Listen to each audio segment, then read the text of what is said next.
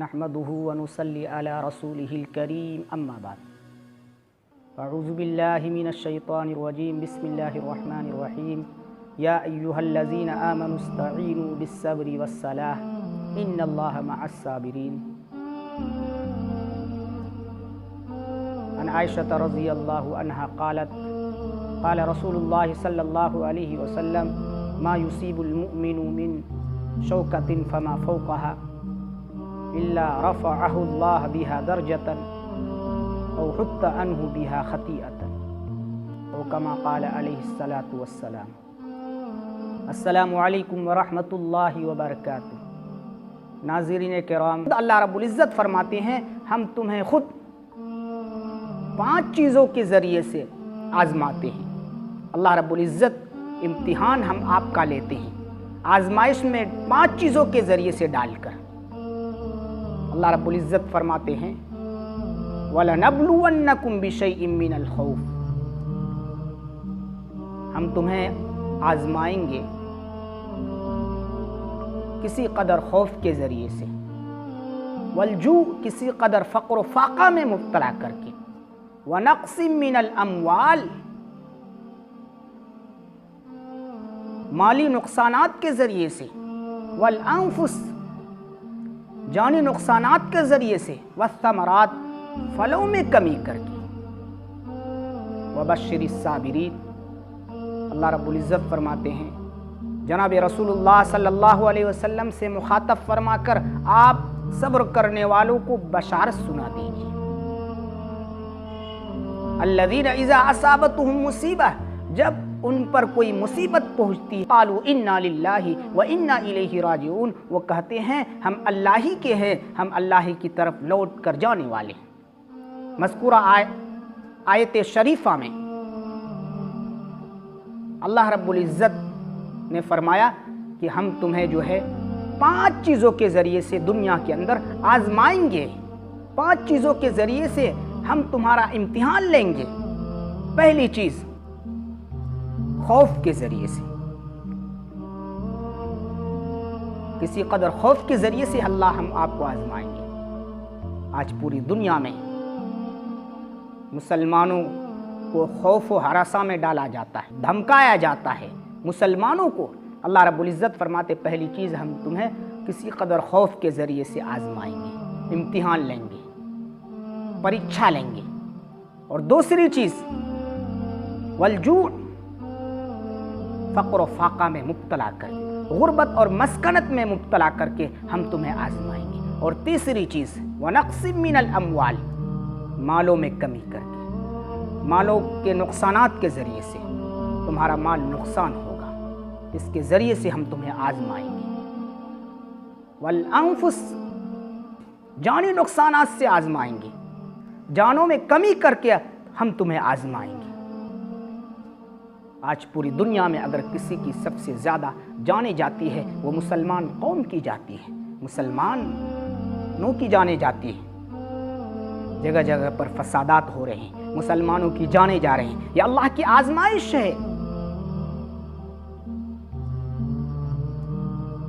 والثمرات پھلوں میں پیداوار میں کمی کر کے، کھیتی اور پیداوار میں کمی کر کے، اس کے ذریعے سے ہم تمہیں آزمائیں گے۔ آگے اللہ رب العزت نے فرمایا ان 5 چیزوں کے ذریعے سے ہم آزمائیں گے۔ اس آزمائش پر اگر تمہیں پورا اترنا ہو، ان آزمائشوں میں تمہیں پاس ہونا ہو، اچھے سے اچھے نمبر لانا ہو، اللہ رب العزت فرماتے ہیں آپ صلی اللہ علیہ وسلم سے مخاطب فرما کر وبشر الصابرین، آپ جو ہے صبر کرنے والوں کو بشارت دے دیجیے۔ آپ ایمان والوں کو، مسلمانوں کو جن پر آزمائشیں آئیں، جن پر مصائب آئیں، وہ صبر کرے، آپ ان کو بشارت سنا دیجیے۔ اللہ رب العزت آپ صلی اللہ علیہ وسلم سے مخاطب ہو کر فرما رہے ہیں۔ اور صابرین کون لوگ ہیں؟ ان پر جب مصیبت آتی ہے، جب ان پر مصائب آتی ہے، وہ کہتے ہیں ہم اللہ ہی کے ہیں، اللہ ہی کی طرف لوٹ کر جانے والے ہیں۔ تو اس آیت کے اندر اللہ رب العزت نے فرمایا کہ طرح طرح سے ہم آزمائیں گے 5 چیزوں کے ذریعے سے ہم آزمائیں گے، ان آزمائشوں پر اگر تمہیں مکمل اترنا ہو، کامیاب ہونا ہو تو صبر کرو، صبر کا دامن مت چھوڑو۔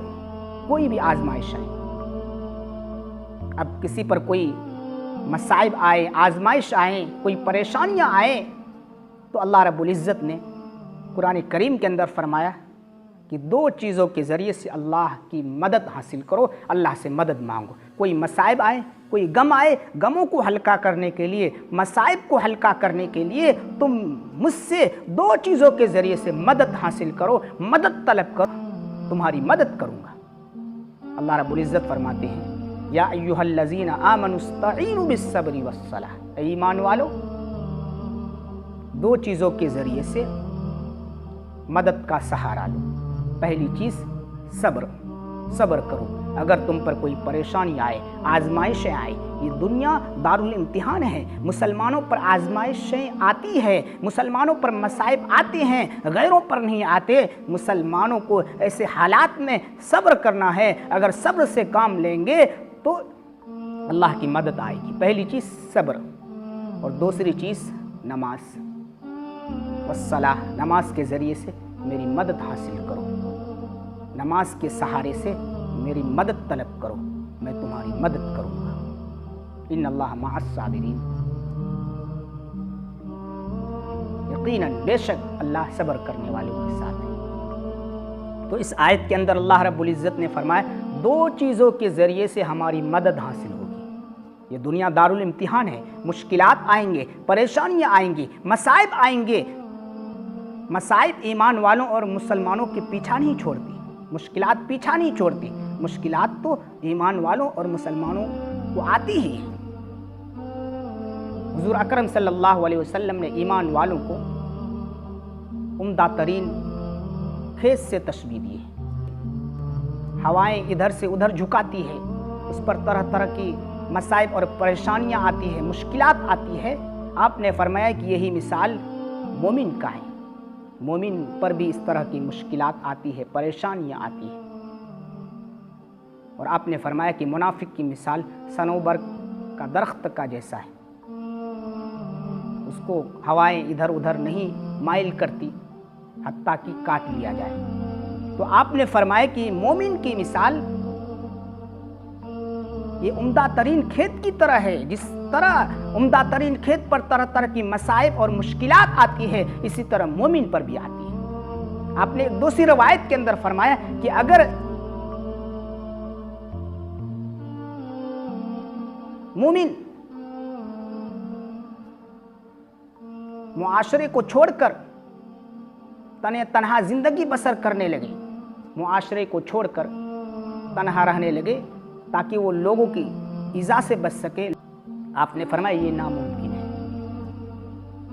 اگر کوئی زمین کے اندر چلنا پھرنا چھوڑ دے اور بل کے اندر، سوراخ کے اندر جا کر اپنے آپ کو محفوظ سمجھے، آپ نے فرمایا کہ یہ ناممکن ہے۔ مومن کبھی کسی کے ایذا سے بچ نہیں سکتا، کی اذیت پہنچے گی۔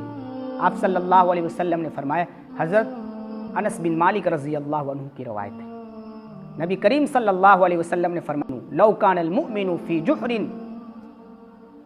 لقیض اللہ لہ فیہ من یؤذیہ، اگر کوئی مومن، کوئی ایمان والا بل میں جا کر، سوراخ کے اندر جا کر اپنے آپ کو محفوظ سمجھ لے، آپ نے فرمایا لقیض اللہ لہ فیہ من یؤذیہ، اللہ رب العزت اس سوراخ اور بل کے اندر ایسے لوگ کو پیدا کریں گے جو اس کو اذیت پہنچائیں گے۔ سوراخ اور بل میں بھی ایمان والا ایذا سے محفوظ نہیں رہ سکتا۔ ایمان والے کو مصائب آئے گی، پریشانی آئے گی، اذیت پہنچے گی، اس سے اپنے آپ کو کبھی نہیں بچا سکتا۔ سب سے زیادہ آزمائش اور مصائب کن پر آتی ہے؟ سب سے زیادہ آزمائش کن کو ہوتی ہے؟ مصائب کن پر آتی ہے؟ سب سے زیادہ مصائب اللہ کے ان بندوں پر آتی ہے۔ سب سے زیادہ اللہ رب العزت اپنے ان بندوں کو آزمائش میں ڈالتے ہیں جو اللہ کے سب سے زیادہ محبوب ہوتے ہیں۔ انبیاء علیہ الصلاۃ والسلام کی ذات اللہ کے نزدیک سب سے زیادہ محبوب ہے۔ سب سے زیادہ آزمائشیں انبیاء علیہ الصلاۃ والسلام پر آتی ہیں۔ اس کے بعد انبیاء علیہ الصلاۃ والسلام کے نائبین علماء حضرات پر آتی ہے، اس کے بعد نیک اور صالح مومن پر آتی ہے۔ اسی ترتیب سے ان کی آزمائشیں ہوتی ہیں، اور اسی ترتیب کے مطابق اللہ رب العزت جس کی جتنی بھی آزمائش ہوگی، جتنی مصائب اور مشکلات جن پر آئیں گی، اللہ رب العزت اسی قدر اسے اجر و ثواب سے نوازیں گے۔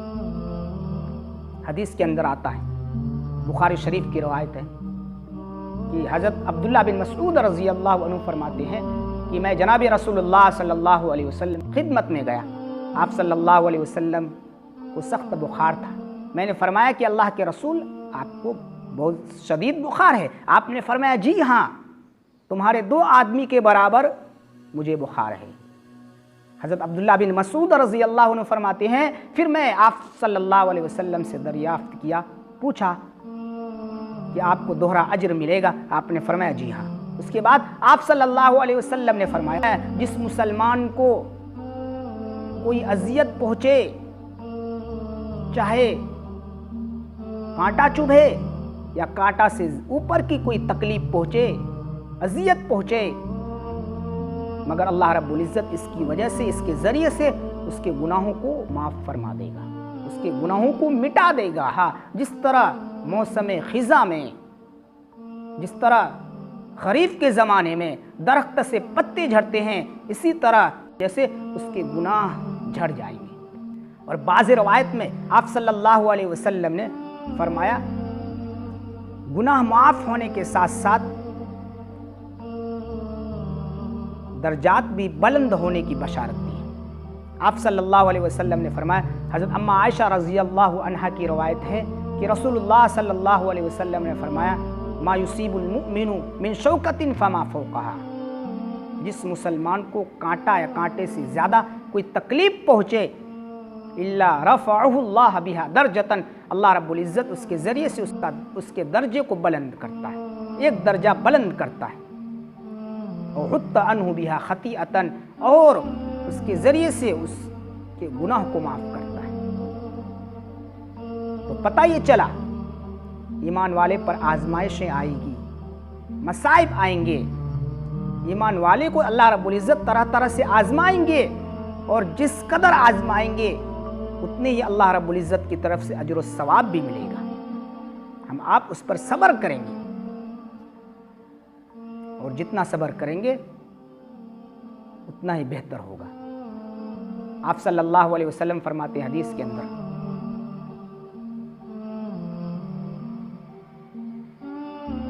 ایک وہ مسلمان جو معاشرے میں رہ کر زندگی بسر کرتا ہے اور لوگوں کی اذیت پر صبر کرتا ہے، وہ ان مسلمان سے بہتر ہے جو لوگوں میں مل جل کر نہیں رہتا، تنہا رہتا ہے اور لوگوں کی اذیت پر صبر نہیں کرتا۔ اگر کوئی مصائب، کوئی پریشانی مسلمان پر پہنچے، کوئی کسی مسلمان کو مصائب پہنچے، مشکلات آئے، تو ان کے مصائب پر خوش نہیں ہونا ہے۔ اس کی مذمت آپ صلی اللہ علیہ وسلم نے فرمائی۔ اگر کوئی مسلمان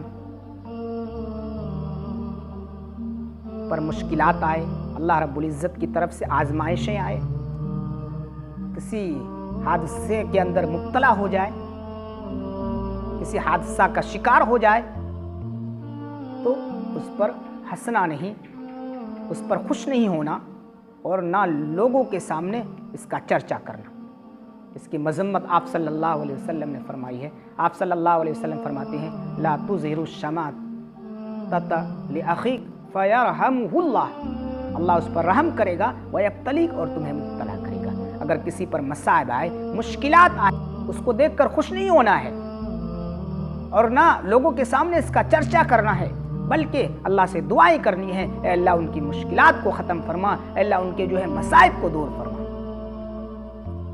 الغرض اس مضمون کا خلاصہ یہ ہے کہ دنیا کو اللہ رب العزت نے دارالامتحان مسلمانوں کے لیے بنایا ہے۔ مسلمانوں پر طرح طرح کی آزمائشیں آئیں گی، طرح طرح کے مصائب آئیں گے، مشکلات آئیں گے۔ ایسے مشکلات، ایسے حالات کے اندر ہم آپ کو اس پر صبر کرنا ہے۔ ایک تو صبر کے ذریعے سے اللہ سے مدد مانگنی ہے، دوسرے نماز کے ذریعے سے، نماز رجوع اللہ کے لیے بہترین ایک صبر کے ذریعے سے، دوسرے نماز کے ذریعے سے اللہ سے مدد مانگنی ہے۔ اگر کوئی پریشانی آئے تو اس سے نا امید نہیں ہونا ہے، نا امید نہیں ہونا ہے۔ یہ اس کو اللہ کی آزمائش سمجھ کر زندگی بسر کرنی ہے۔ ایسا نہ ہو کہ مشکلات کو دیکھ کر ہم خودکشی کرنے لگیں، مشکلات کو دیکھ کر ہم اپنی زندگی سے تنگ آ جائے اور اپنے آپ کو ہلاکت میں ڈال دیں۔ اللہ کو یہ پسند نہیں۔ مشکلات کو سامنے رکھ کر زندگی بسر کرنی ہے، اللہ سے مدد طلب کرنی ہے، صبر کے ذریعے سے، نماز کے ذریعے سے۔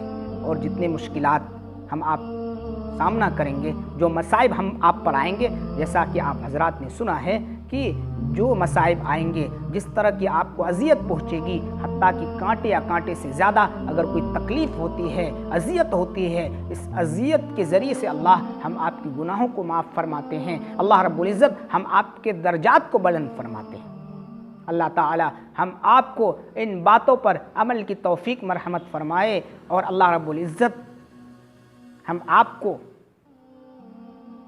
ایسے مشکل بھری حالات کے اندر صبر اور نماز کے ذریعے سے مدد طلب کرنے کی توفیق مرحمت فرمائے۔ مصائب اور مشکلات آئیں تو اللہ رب العزت ایمان پر ثابت قدم رکھے، اللہ رب العزت اس آزمائش میں کامیاب رکھے۔ اللہ تعالی ہم آپ کو سننے سے زیادہ عمل کی توفیق مرحمت فرمائے۔ وآخر دعوانا الحمدللہ۔